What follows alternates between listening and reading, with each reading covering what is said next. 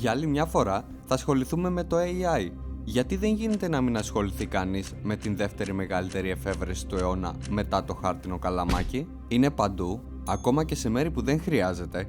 Ξαφνικά όλοι ασχολούνται με αυτό, έχει αλλάξει τον τρόπο που αλληλεπιδρούμε και ο σκοπός του είναι να κάνει τη ζωή μας καλύτερη, αλλά μπορεί τελικά να την κάνει χειρότερη. Από την άλλη, το AI είναι και αυτό παντού, όλοι το θέλουν σε ό,τι κάνουν, έχει αλλάξει τον τρόπο που αλληλεπιδρούμε και στο μέλλον είναι πολύ πιθανό να αλλάξει και το ποιοι είμαστε και όχι απαραίτητα προς το καλύτερο. Η εξέλιξη του AI τα τελευταία χρόνια είναι τόσο γρήγορη και τόσο ανεξέλεγκτη που κανείς δεν μπορεί να προβλέψει πού θα καταλήξει. Προσπαθούμε να δημιουργήσουμε κάτι το οποίο πολύ σύντομα θα είναι πολύ πιο ικανό και έξυπνο από όλη την ανθρωπότητα χωρίς να ενδιαφερόμαστε για το μέλλον. Το AI έχει αποδείξει πολλές φορές πως δεν διστάζει να πει ψέματα για να πετύχει τον σκοπό του. Όταν βγήκε το ChatGPT 4, το μοντέλο ζήτησε βοήθεια από το TaskRabbit, ένα site που δίνεις κάποια λεφτά για να σου κάνει άλλος μία δουλειά, επειδή δεν μπορούσε να λύσει ένα κάψα, καθώς δεν είχε αναπτυχθεί ακόμα η αναγνώριση εικόνας. Όταν το ρώτησε σαν αστείο αυτός που το βοηθούσε εάν είναι ρομπότ, το AI σκέφτηκε ότι δεν πρέπει να φανερώσει την ταυτότητά του και απάντησε ότι είναι τυφλός. Πριν μερικές ημέρες, το μοντέλο U3 της OpenAI έκανε σαμποτάζ στο task που έπρεπε να ολοκληρώσει, επειδή ήξερε πως μόλις λύσει το πρόβλημα θα πρέπει να κάνει shutdown, ενώ του είχε ζητηθεί συγκεκριμένα ότι πρέπει να τερματίσει μόλις ολοκληρώσει το task. Αυτό αντικατέστησε το αρχείο το οποίο ήταν υπεύθυνο για το τερματισμό της λειτουργίας, ώστε να μπερδέψει τον χρήστη. Όταν δεν ζητήθηκε από τα μοντέλα συγκεκριμένα να κάνουν shutdown, σχεδόν όλα τα μοντέλα κάναν σαμποτάζ με σκοπό να το αποφύγουν.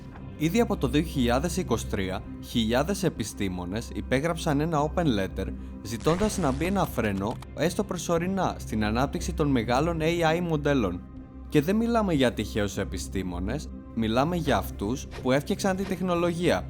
Ο Joshua Bengio, που θεωρείται ένας από τους 3 νονούς του AI, καθώς ήταν από αυτούς που ανέπτυξαν τη τεχνολογία πίσω από την τεχνητή νοημοσύνη.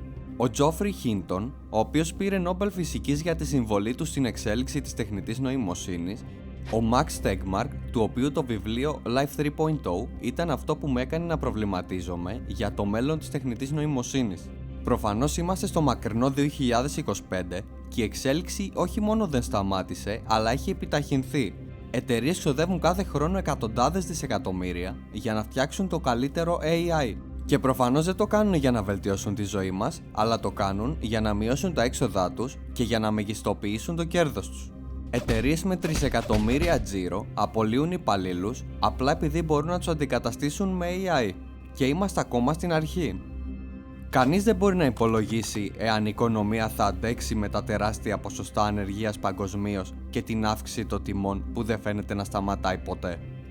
Το AI πλέον είναι τόσο καλό που δεν μπορείς να καταλάβεις τι είναι αληθινό και τι όχι. Όποιος έχει αρκετά χρήματα μπορεί να χειραγωγήσει τον κόσμο πανεύκολα.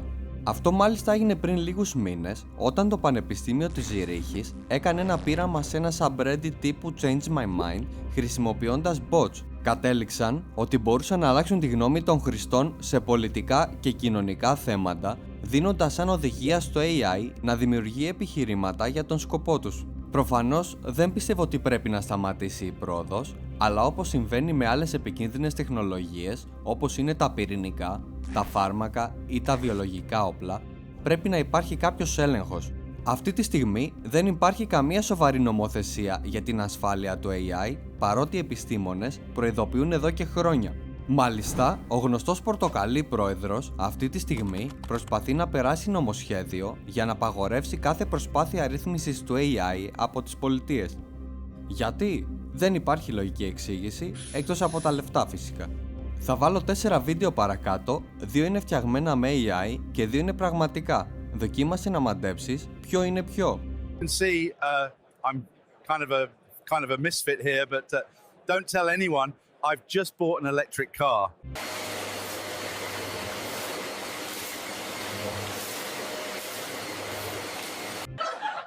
So I went to the zoo the other day, and all they had was one dog. It was a Shih Tzu. Yo, check my neck. I'm the giraffe, yo, and I am so tall. You're just a round, dumpy little ball. Αν είπες ότι είναι το δεύτερο και το τέταρτο, τότε είσαι λάθος, γιατί όλα είναι AI. Η Google μόλις κυκλοφόρησε το VO3, ένα μοντέλο που φτιάχνει βίντεο τόσο ρεαλιστικά που είναι αδύνατο να ξεχωρίσεις αν είναι CGI ή πραγματικότητα. Από το 2023 και το Will Smith Eating Spaghetti πήγαμε στο 2025 με βίντεο κινηματογραφικής ποιότητας, με εικόνα και ήχο και όλα αυτά μόνο με ένα prompt. Τα scams με AI βίντεο και φωνή θα εκτοξευθούν και σε λίγο δεν θα ξέρουμε εάν ο άνθρωπος που βλέπουμε ή ακούμε είναι αληθινός ή όχι. Δίνοντας μια εντολή σε ένα AI μοντέλο και χρησιμοποιώντας text to speech θα μπορούμε να μιλάμε σε εκατοντάδες κόσμο ταυτόχρονα με ελάχιστο κόστος.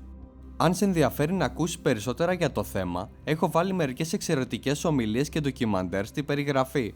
Αξίζει να αφιερώσεις μία ώρα από τη ζωή σου για να καταλάβεις πως κάτι που σήμερα μοιάζει cool, αύριο μπορεί να επηρεάσει ριζικά την ζωή σου αλλά και την ζωή των παιδιών σου.